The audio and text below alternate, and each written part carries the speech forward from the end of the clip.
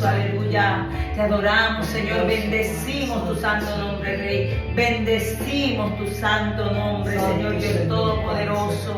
Oh, gloria, gloria a ti, Señor. Oh, gloria a ti, mi Rey, aleluya.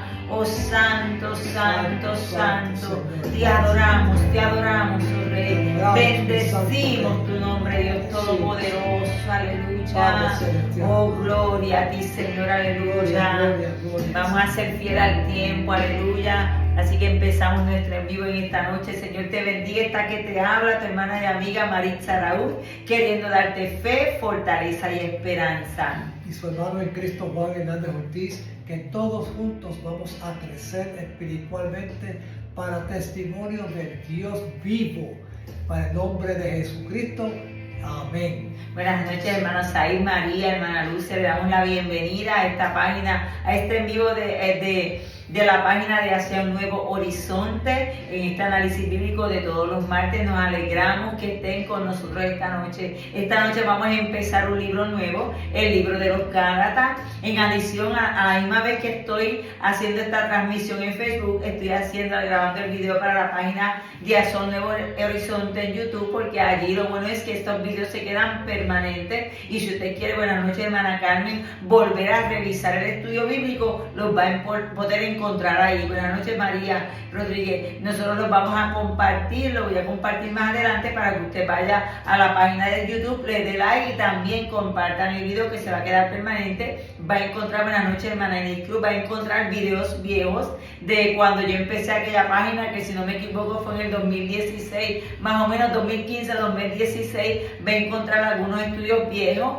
algunas cortas, predicas cortas viejas y algunas palabras proféticas también en ese lugar. Así que antes que nada, antes de empezar el análisis bíblico de la epístola, de la introducción a la epístola del apóstol Pablo a los Gálatas, no te olvides de los dos libros, mis dos libros, Hacia un Nuevo Horizonte, que tiene de título tanto la página en Facebook como Hacia un Nuevo Horizonte, y que te detiene, prosiga a la meta. Hacia un Nuevo Horizonte son 12 principios bíblicos para la sanidad interior. Estos 12 principios bíblicos están basados en los 12 pasos de los grupos de apoyo para personas que bregan con diferentes tipos de adicciones.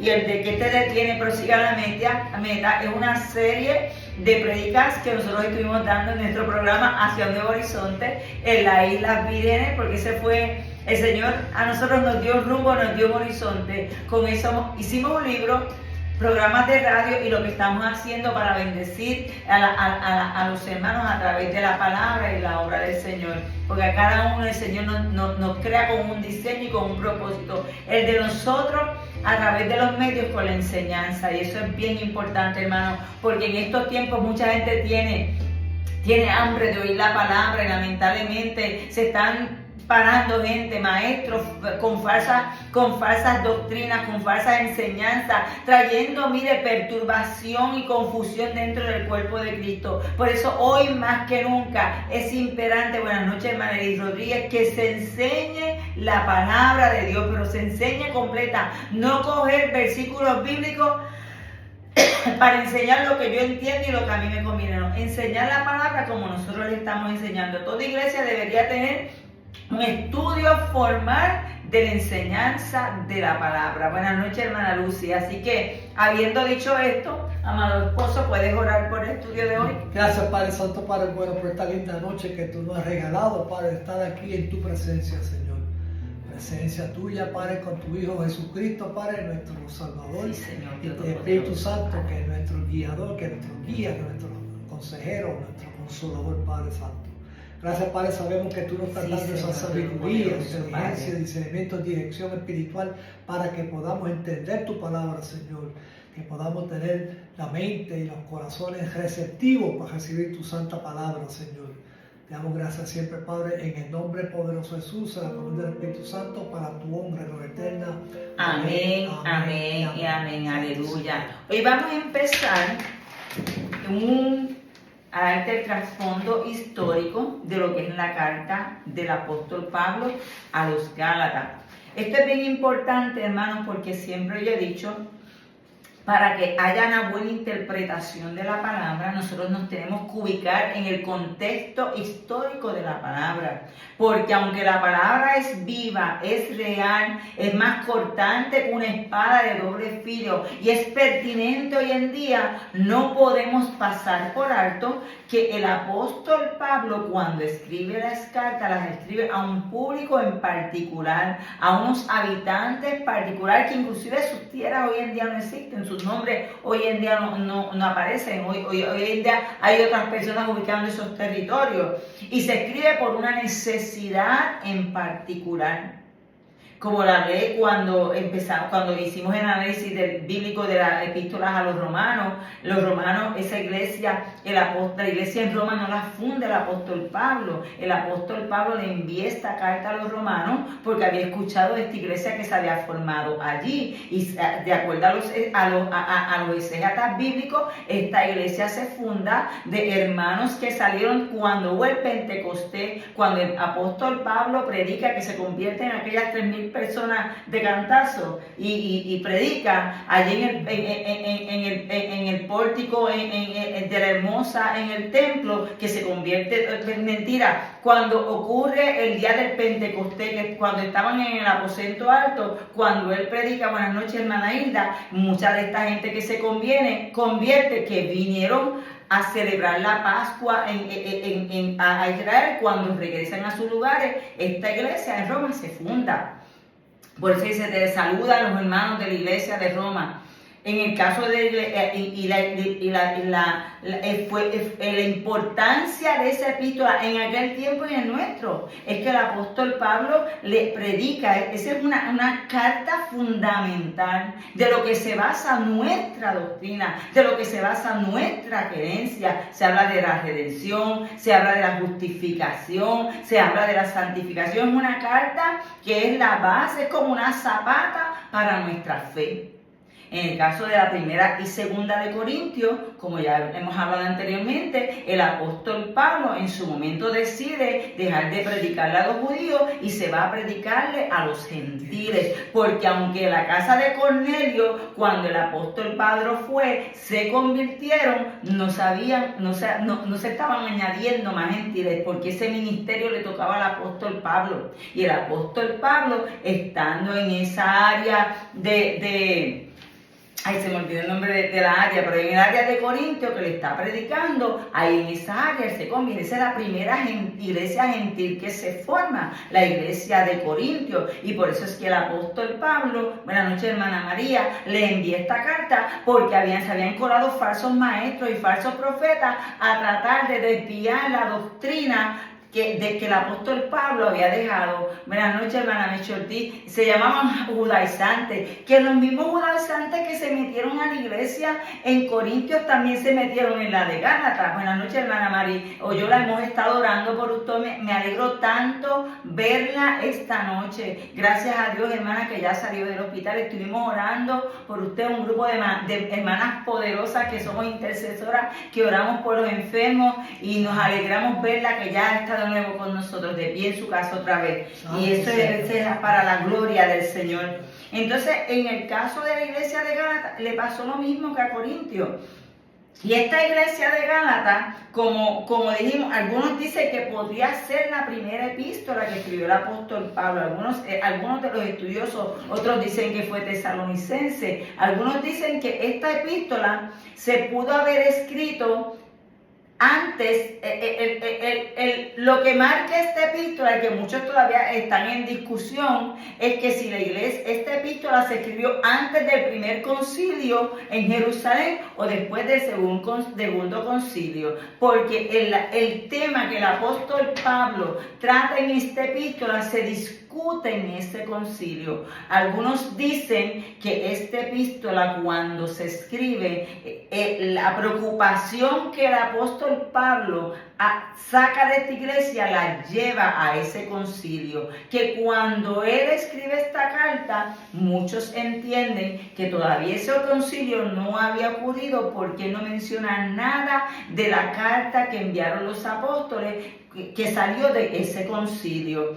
Como el apóstol, esta iglesia no es como Corintio, que Corintio fue dirigida a la iglesia en Corintio. La de Roma fue dirigida a la iglesia de Roma. En el caso de esta carta a los Gálatas, fue dirigida a más de una iglesia. Y da casualidad que la misma epístola lo establece, pero también en la primera carta a los Corintios, en el capítulo 16, también se establece. Juan, ¿puedes leer Gálatas 1:22? Gálatas 1:22. Y todos los hermanos que están conmigo a las iglesias de Galacia. Síguele la primera de Corintios 16:1. En cuanto a la ofrenda para los santos, haced vosotros también de la manera que ordené en las iglesias de Galacia. Era un grupo de iglesias en una región a la cual fue denominado Galacia. Buenas noches, hermanadera. Esta área de Galacia es lo que nosotros conocemos, se ubicaba en Asia Menor. Es lo que nosotros conocemos como la Turquía, que le cambiaron el nombre también como Turquía, que también le cambiaron el nombre, que es Turquía. Se llama, es esa área de Turquía, en lo que es en este tiempo actual.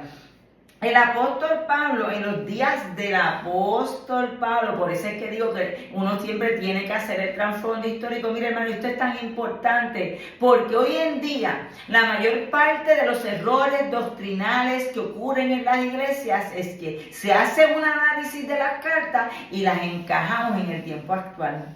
Cuando nosotros tenemos que mover nuestra visión en el tiempo que se escribió la carta. Si los maestros bíblicos hicieran esto, mira, hermano, no habría tanto error doctrinal y disparate que se enseña hoy en día, y Señor, perdóname, que se enseñan en muchas iglesias hoy en día, que lo que están es trayendo confusión, que lo que están trayendo es que muchos hermanos se salgan de la iglesia y no vuelvan y no quieran volver a pisar una iglesia nunca más. La iglesia, en los días del apóstol Pablo, esta palabra de los Galacia tenía dos significados. Una era de carácter étnico, es como decir el puertorriqueño. Y usted se puede ir a la luna y sigue siendo puertorriqueño. Puede nacer en Nueva York, puede nacer en cualquier parte del mundo. Pero si usted es descendiente de puertorriqueño, usted siempre va a decir que es puertorriqueño. Yo soy descendiente de puertorriqueños y hay gente y hay padres que cuando sus hijos nacen fuera, en el orgullo que tienen por su pueblo, le mantienen firme del pueblo donde viene. Si usted va a Estados Unidos, la gente debe decir, yo soy de Texas, pero esta cuestión no es tan fuerte como es en el caso de nosotros. Por eso es que les quiero utilizar ese ejemplo. Era una etnia. Esta gente eran de la región de Asia Menor, que estaba habitada por Gálatas. Esto era un pueblo, los Galicia, mira, este es un pueblo que emigró de los pueblos celtas. Esto es historia, mire, hermano, porque cuando yo leo esto me acuerdo de los libros de historia que nos enseñaban en la escuela. Esto eran de los grupos celtas que se movieron de Francia a esta área de Asia Menor. Y cuando se ubican en esa área, pues se le llamaban los Gálatas. Y a esta región, que esta etnia se ubicaron, se le llamaba los Gálatas. Es como cuando los puertorriqueños fuimos los puertorriqueños hubo esa gran migración a Nueva York, que se ubicaron en el Bronx, le llamaban el barrio puertorriqueño de Nueva York. No le pusieron otro nombre, si no fuera el barrio puertorriqueño de Nueva York, porque la mayor parte de los puertorriqueños se ubicaron en esa área. Es como si usted va a Miami, ¿cómo se le llama Miami? La Little Havana. La Habana pequeña. Buenas noches, hermana Gaby. Porque la mayor parte de los cubanos se ubicaron en esa área de Miami. Eso pasó con esta área en esta área de Asia Menor, que la mayor parte de los celtas que vinieron de Francia se emigraron, se ubicaron en esta área, se le llamaban los Gálatas, Galicia. Pero en el momento cuando los romanos conquistaron esa área en el 189 a.C., que convierten esta área en una provincia, lo convirtieron en una provincia al 25 a.C., lo que hicieron fue que empezaron a incorporarles territorio, hacer incorporación de territorio, y a estos territorios que se le incorporaron se les consideraba parte de Galicia, se les consideraba esa parte de Galicia. Por eso, aunque muchos de ellos no eran de origen céltico, no eran de origen francés, se le llamaban gálatas por igual. Muchas de estas regiones eran léeme el nombre, que yo Licaonoa, Frigia y Pisidia. Cuando yo estoy buscando la información, en los estudios dicen que el apóstol Pablo de Tarso, esa área de Tarso quedaba cerca de esta región. Por eso para el apóstol Pablo esa región le era familiar, porque le conocía esa región. Por ejemplo, yo soy del área sur y usted me pregunta cuáles son los pueblos del área sur, se los conozco porque soy de esa área. Pero cuando me mudé para aquí, para el área de Corozal, donde estaban viviendo, yo tuve que empezar a aprenderme los nombres de los pueblos vecinos y cuál quedaba en tal sitio y cuál era el otro sitio.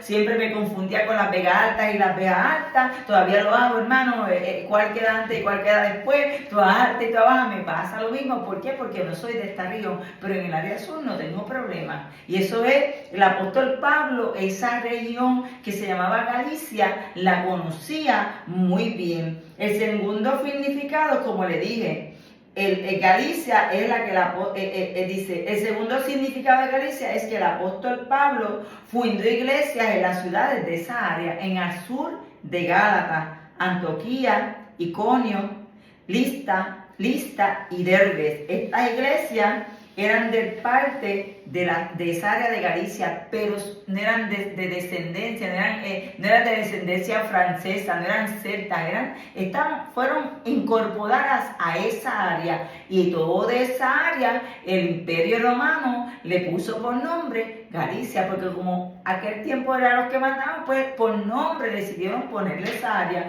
Como le dije, en la actualidad esa área no se llama Galicia, esa área se llama Turquía. Dice, Juan, léete lo que dice Hechos 13:14. Hechos 13:14 dice, ellos pasando de Perge llegaron a Antioquía de Pisidia. Sígueme el 14, 21 a la 23. Dice, y después de anunciar el evangelio a aquella ciudad y de hacer muchos discípulos, volvieron a Listra, a Iconio y a Antioquía, y constituyeron ancianos en cada iglesia, y habiendo orado con ayunos, los encomendaron al Señor en quien habían creído. ¿Y por qué le traigo esto, hermano? Porque cuando nosotros, si usted quiere hacer un análisis correcto de las palabras, yo por lo menos en mi caso, esto es lo que yo hago, yo trato de coger la carta y llevarla al libro de los Hechos. Si usted coge el Roma, usted sabe que no se encuentra, sí se encuentra de hecho, porque a Pablo lo llevan a Roma a juzgarlo. Cuando usted busca los viajes del apóstol Pablo, usted se va a encontrar cuando el apóstol Pablo llegó a Corintio. Llegó a esa área de Corintio y empezó a predicar en esa área. Y entonces se habla de cuando el apóstol Pablo estaba en Corintio. Y cuando llega a Filipos, también es lo mismo. Se habla de cuando el apóstol llegó a Filipos. Cuando llega a Tesalónica, también se encuentra esa área en el libro de los Hechos. Pero usted no se va a encontrar en el libro de los Hechos que ninguno diga, y Pablo llegó a Galicia. Pero no, llegó a lugares de Galicia. Por eso usted se va a encontrar en el capítulo 13 y en el capítulo 14, cuando el apóstol Pablo llegó a esa región a predicar.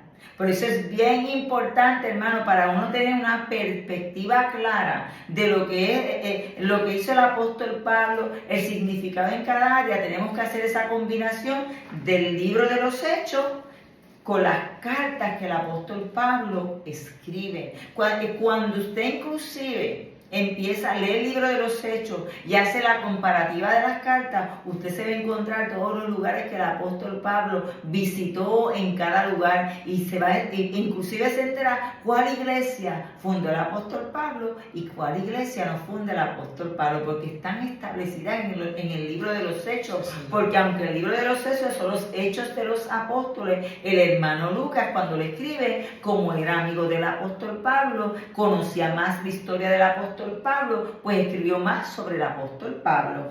La epístola se escribe para aclarar y defender las verdades del Evangelio frente a uno falso. Mire, hermano, y cuando usted lee esa epístola, eso es tan actual porque todavía en estos tiempos la gente piensa que usted se salva por obra.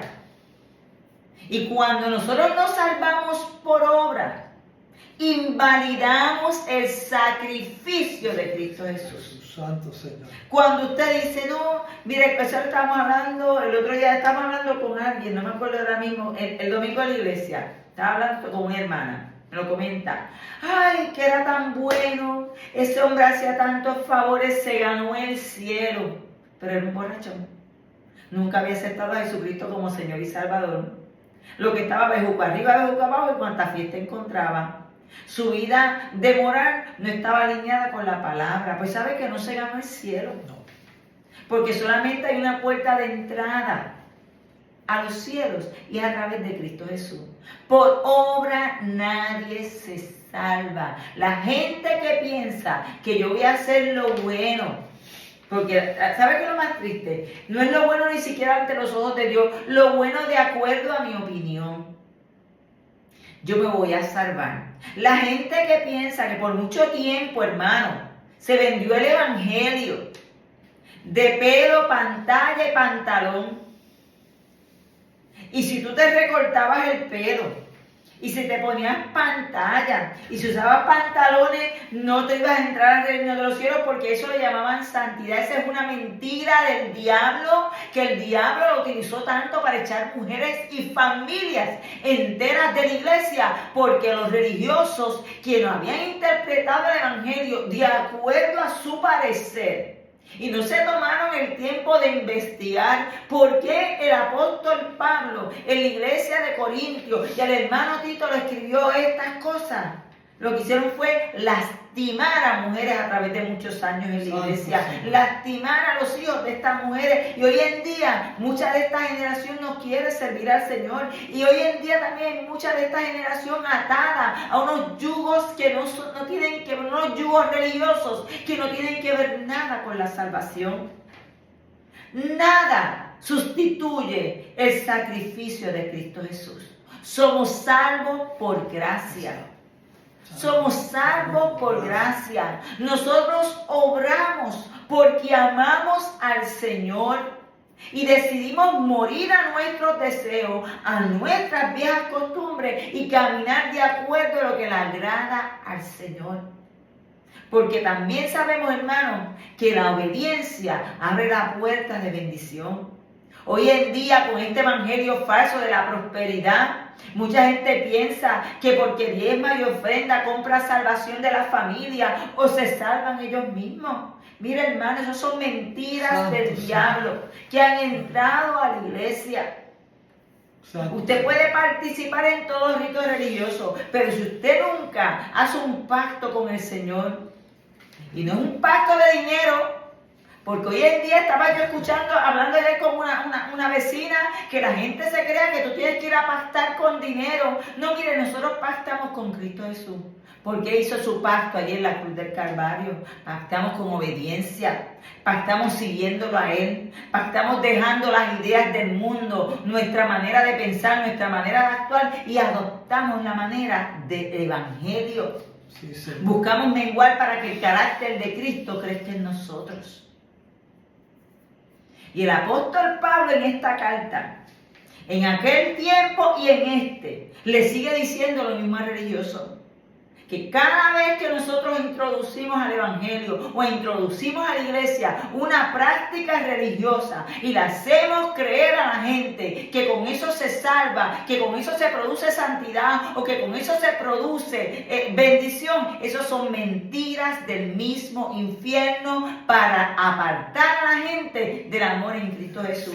Porque sabe que cuando la gente empieza a encontrar es que si yo hago esto, con esto yo me salvo, se agarra de esto y nunca se relaciona con el Señor que fue a la cruz del Calvario, nunca va a los pies de la cruz del Calvario, nunca somete su vida a los pies de Cristo, porque va a confiar en su salvación en una obra humana.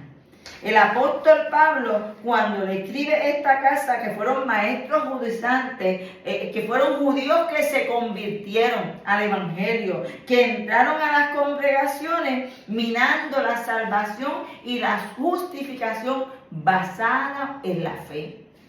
En la fe que el sacrificio que hizo Jesucristo de Jesús por nosotros en la cruz del Calvario. Y eso está en Gálatas, también eso es a la entrada. Cuando usted lee esa epístola de Gálatas, eso a la entrada. En el capítulo 1, en versículos 6 a 7, el apóstol Pablo batea directamente, hermano. Y se lo sigue bateando directamente a los religiosos de este tiempo. Lee lo que dice Juan. Gálatas capítulo 1, versículos 6 y 7 dice: Estoy maravillado de que tan pronto os hayáis alejado del que os llamó por la gracia de Cristo para seguir un evangelio diferente.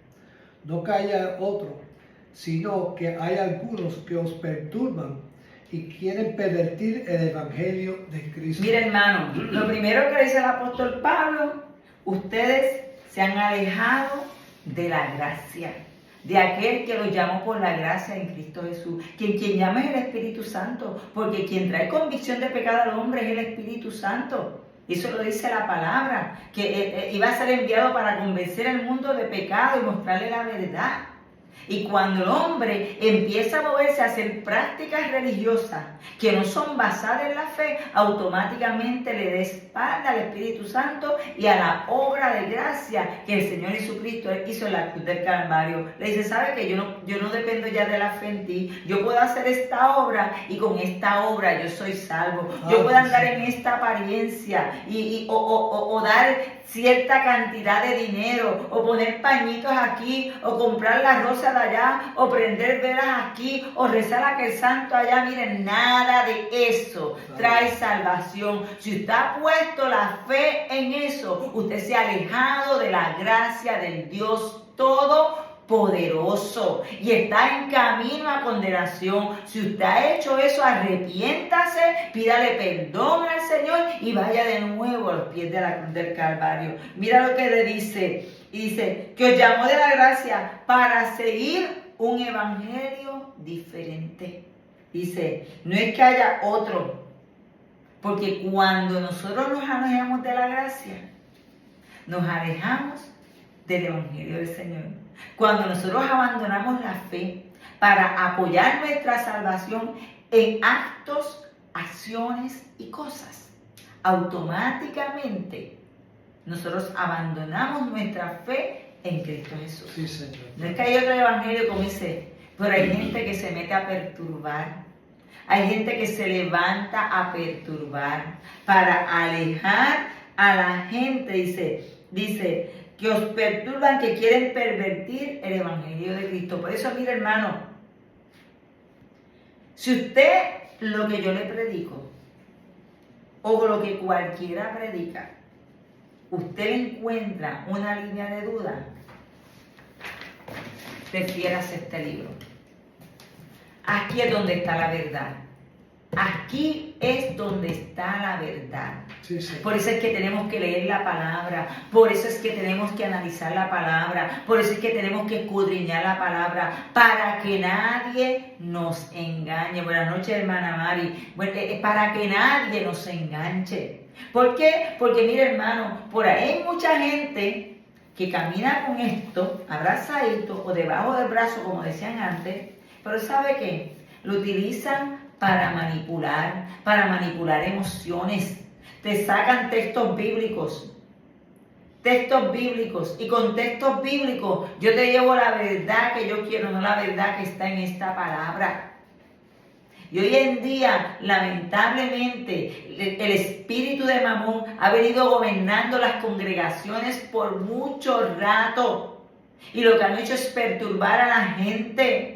Y el que esté en el altar enriqueciéndose de los hermanos de la iglesia, como dice el apóstol, como le dijo el apóstol Pedro, que en aquellos tiempos vendrán muchos que van a utilizarlos para hacer mercadería.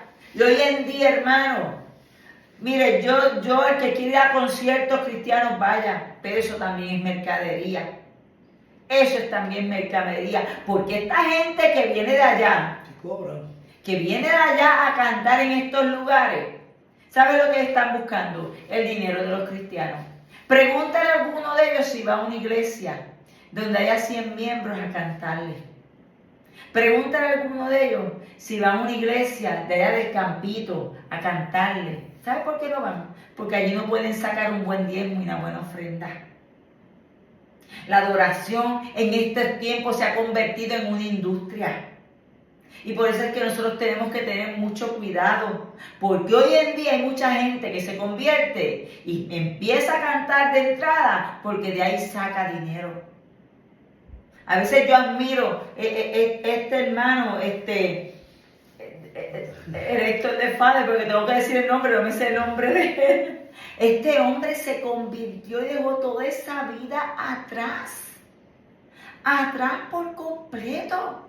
¿Sabes cuántos hermanos de este género que hay por ahí se han convertido y decidieron dejar esa vida atrás y dedicar su vida completamente al Señor? Hay que admirarlos, hermanos. Usted sabe cuánta gente, que son gente que han estado en la industria de Hollywood, en la industria de estas novelas, se han convertido y jamás volvieron atrás a este tipo de industria. Dieron sus vidas por completo al Señor. Sí. Y si alguno siguió trabajando para obtener su sueldo, nunca lo hizo para obtener ganancia propia.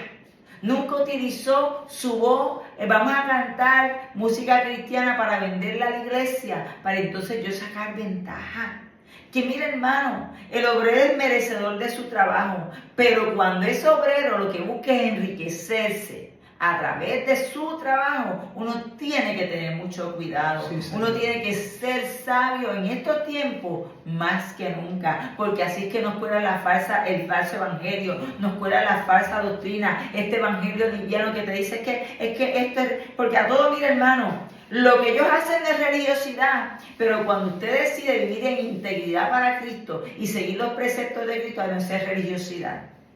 Eso es religiosidad. Tú estás atado. Tú no le sirves al Señor verdadero, porque el Señor es verdadero, trae libertad. Han confundido la libertad, el libertinaje con la libertad que Cristo nos da. Cristo nos hizo libres del pecado para tener una vida en orden, íntegra, para servirle a Él, no para servirnos nosotros a través de Él. El apóstol Pablo, en aquel tiempo, aquellos gentiles lo que hacían era que le decían a los hermanitos que se convertían que para ellos poder tener salvación, lo que tenían que hacer era hacerse la circuncisión y cumplir con los preceptos de la ley para poder ser justificados por Dios y a poder entrar al reino de los cielos. Le decían a los hermanos, particularmente a los varones, porque en aquellos tiempos, hermanos, hay que reconocerlo. La gente que mayoría iba a la iglesia eran los varones, las mujeres las tenían sentadas en una esquina y eran consideradas, honestamente, de tercera categoría. El perro que entraba allí valía más que muchas mujeres. Por eso es que esa religiosidad castrante que en aquel tiempo lo que hacía era fustigar a las mujeres, hoy en día si usted la trae lo que está es lastimando, que no es lo que el Señor quiso. No es lo que el Señor quiso, nunca pretendió. El Señor quiso llevar su creación y ha querido llevar su creación al origen, donde el hombre y la mujer fueron creados en igualdad. Fueron creados en igualdad, sí, señor, para sojuzgar y gobernar la tierra. Pero en este tipo de sistema religioso, por eso es que usted sabe cuando es farisaico, el hombre es exaltado y la mujer, tú siéntate, tú cállate, tú no sirves para nada. El Señor reprende al diablo porque inclusive el apóstol Pablo trata eso en la epístola de Gálatas. Mira lo que le dice el apóstol Pablo a los hermanos de Gálatas en el versículo 5 al 7. Dice, vosotros corríais bien. ¿Quién os estorbó para no obedecer a la verdad? Usted sabe, hermano, cuántas veces, cuántos mensajes yo he recibido aquí después de cada clase. Que estás maquillada, tú no puedes predicar, tú no tienes salvación. Te pones pantalones, tienes pantalla, tú no estás salva. Es que las mujeres no predican, eso lo dice Pablo. Pero cuando el Señor te da cerebro y te da la capacidad de predicar, tú empiezas a contestarle a la gente.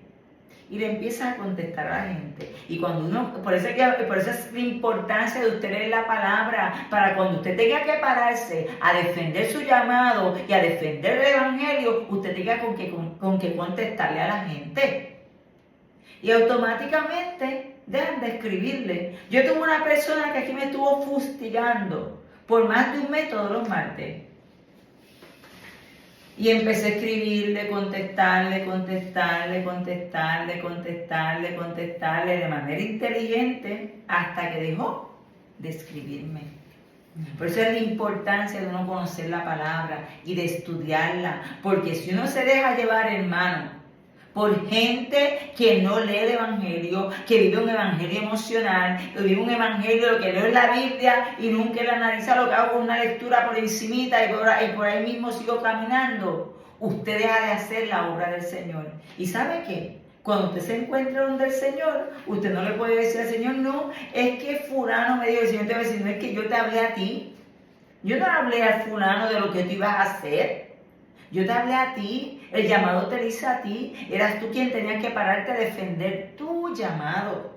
Así que mujer que me escuchas, si el Señor te ha llamado a predicar, si el Señor te ha llamado a enseñar la palabra, si el Señor te da palabra profética, abre la boca y no calles. Abre la boca y no calles. No permitas que los fariseos de este tiempo que se envuelven en un espíritu de religiosidad que nada tiene que ver con la palabra, callen tu boca. Porque cuando nos vayamos a parar frente a ese trono blanco, no vamos a podernos justificar de por qué no hicimos lo que el Señor nos mandamos a hacer. Porque si no sabe lo que hacemos, como aquel que cogió el talento y lo escondió, le enterró. Cuando usted, mujer, el Señor la llama a obrar y no hace lo que el Señor ha hecho, cogió el talento que el Señor le dio y lo enterró en tierra.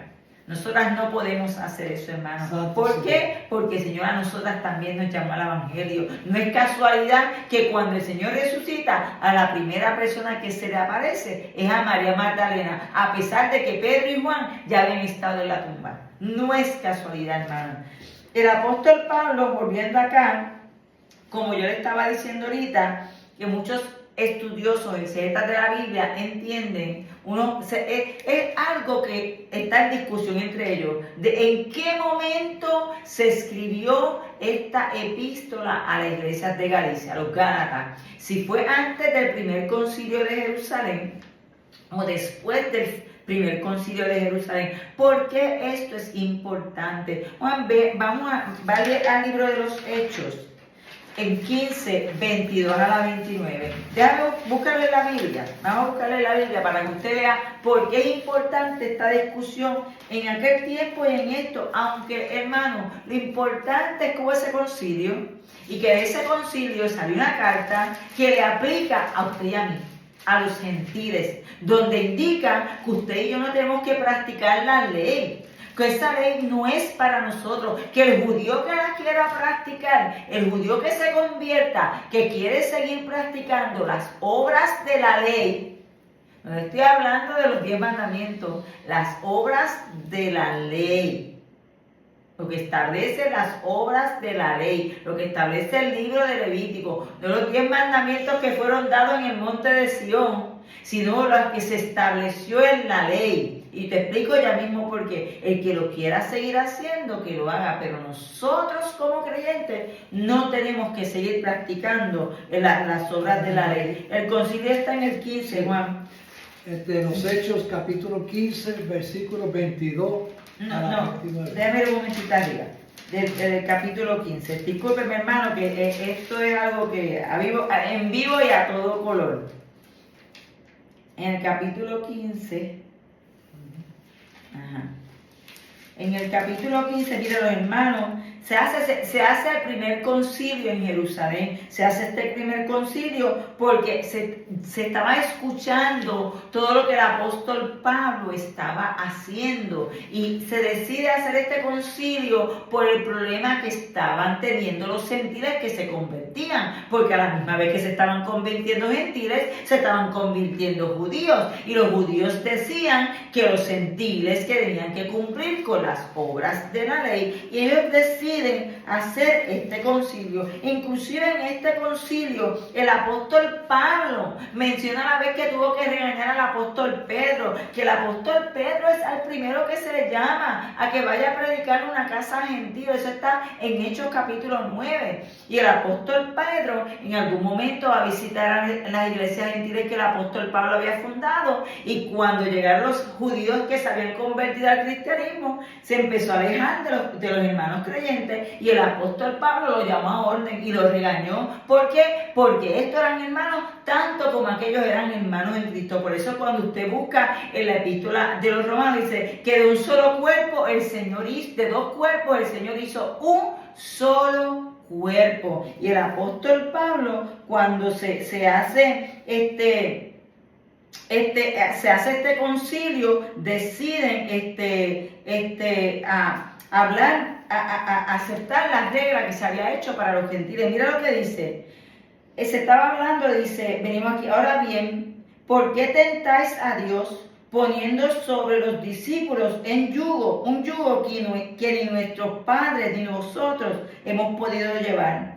Antes creemos que por la gracia del Señor seremos salvos, de igual modo que ellos. Por la gracia del Señor seremos salvos, tanto los judíos como los gentiles. Y entonces la multitud cayó y oyeron a Bernabé y a Pablo, que contaban cuán grandes señales y maravillas había hecho Dios por medio de ellos entre los gentiles. Y cuando ellos callaron, Jacobo, que era hermano de Jesús, respondió diciendo: varones hermanos, oídme. Simón ha contado cómo Dios, Simón refiriéndose a Pedro, cómo Dios visitó por primera vez a los gentiles para tomar de ellos un pueblo para su nombre. Y con ellos esto concuerda las palabras de los profetas. Y por ahí mismo ellos deciden hacer una carta para que se envíe a todas las iglesias, para que los judíos se sanan. Buenas noches, hermano Conde. Para que los judíos se sanan de molestar a los gentiles con estas cuestiones de las obras de la ley. Juan, lee lo que dice la carta. Del 22 en adelante. Del 22 al 29. Ajá. Dice así: entonces pareció bien a los apóstoles y a los ancianos con toda la iglesia elegir de entre ellos varones y enviarlos a Antioquía con Pablo y Bernabé, a Judas, que tenía por sobrenombre Barsabás, y a Silas, varones principales entre los hermanos, y escribir por conducto de ellos los apóstoles y los ancianos y los hermanos, a los hermanos de entre los gentiles que están en Antioquía, en Siria y en Cilicia, salud, por cuanto hemos oído que algunos que han salido de nosotros, a los cuales no dimos orden, os han inquietado con palabras, perturbando vuestras almas, mandando circuncidaros y guardar la ley. Nos ha parecido bien, habiendo llegado a un acuerdo, elegir varones y enviarlos a vosotros con nuestros amados Bernabé y Pablo, hombres que han expuesto su vida por el nombre de nuestro Señor Jesucristo. Así que enviamos a Judas y a Silas, los cuales también de palabra os harán saber lo mismo, porque ha parecido bien al Espíritu Santo y a nosotros no imponeros ninguna carga más que estas cosas necesarias, que os abstengáis de lo sacrificado a ídolos de sangre, de ahogado y de fornicación, de las cuales cosas, si os guardaréis, bien haréis. Mira lo que Pasadlo dice. bien. No van a comer sacrificio de los ídolos, no van a comer sangre, no van a comer animales que se han ahogado, que parecen que se ahogaron. Por ejemplo, una res que se ahogó, se les prohíbe comerse esa res porque se la están comiendo muerta. Y lo otro es que no forniquen. Con todo eso, ustedes cumplen con la ley. ¿Por qué es importante, hermano, toda esta cuestión de la ley en aquel tiempo, hermano?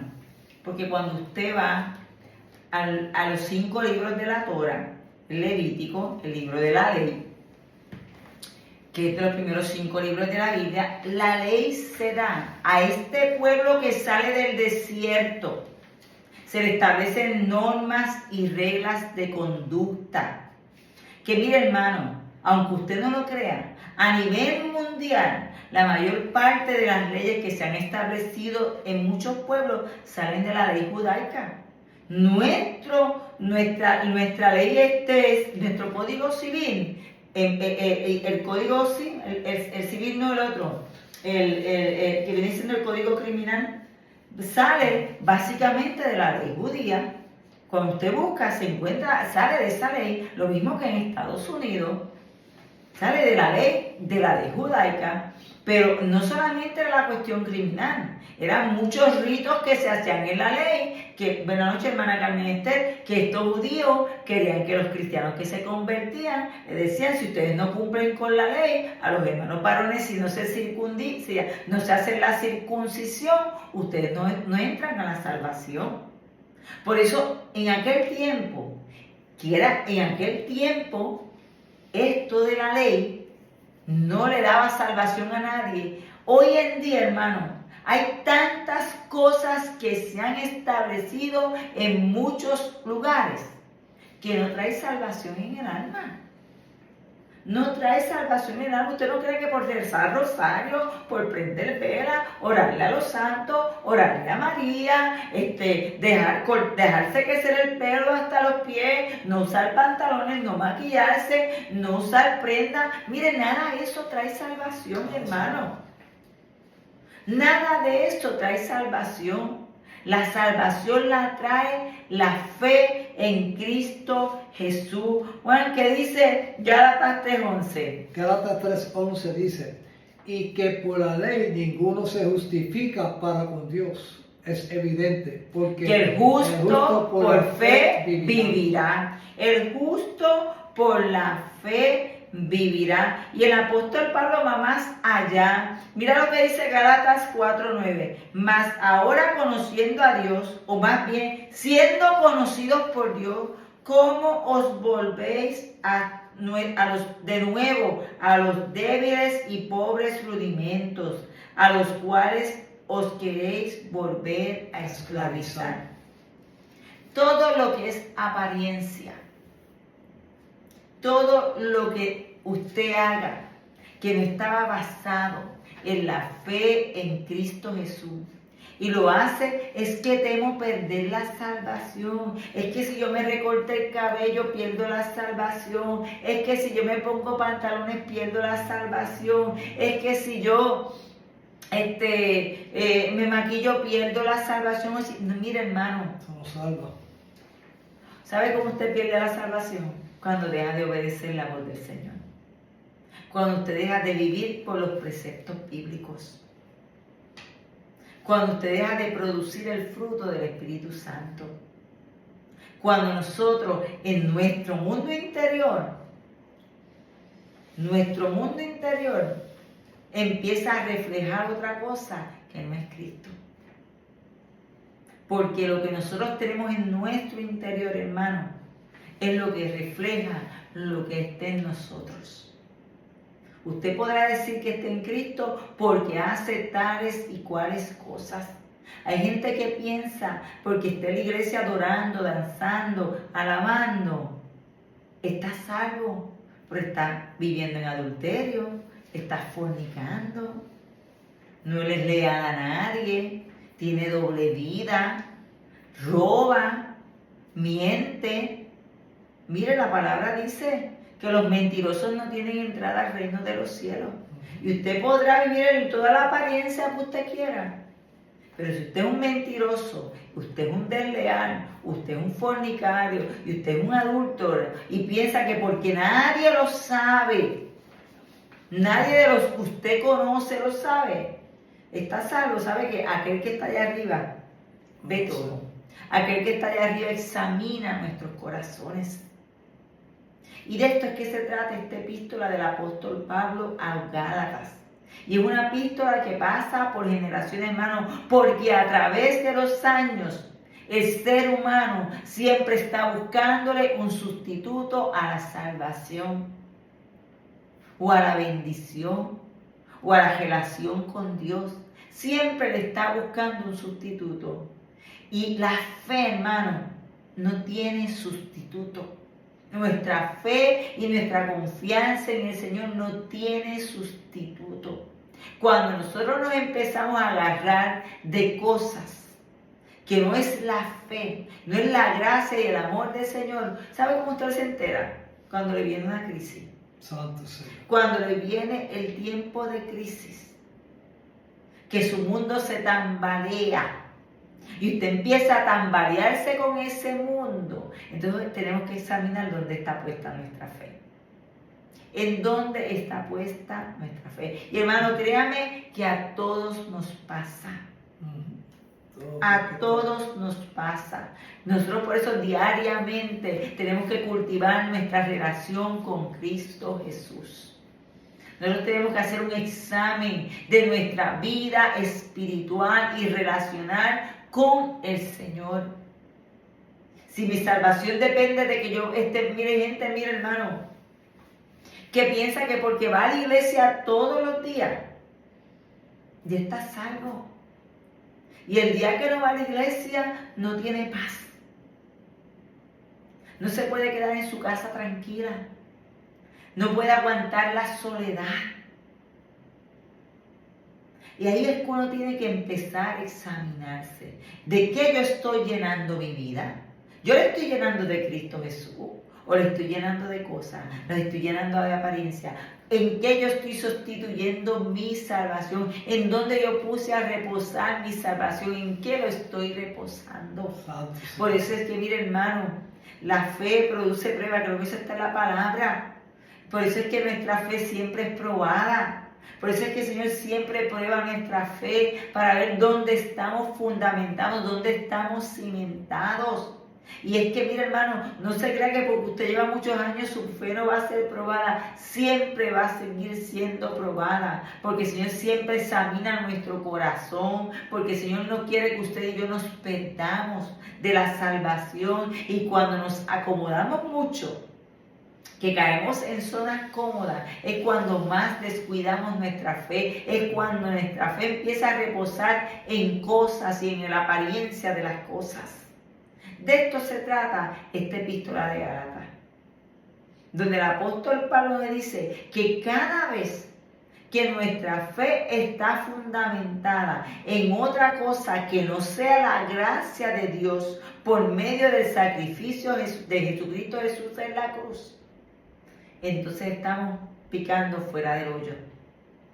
Cuando tu fe, cuando tu salvación está fundamentada en una ofrenda, está fundamentada en un diezmo. Como yo escuché el gran disparate, hermano, porque es que lo tengo que decir, es que yo hago pacto con Dios. Mire, sabe que usted y yo no hicimos pacto con Dios. Él hizo pacto en la cruz con Dios para que usted y yo tuviésemos salvación.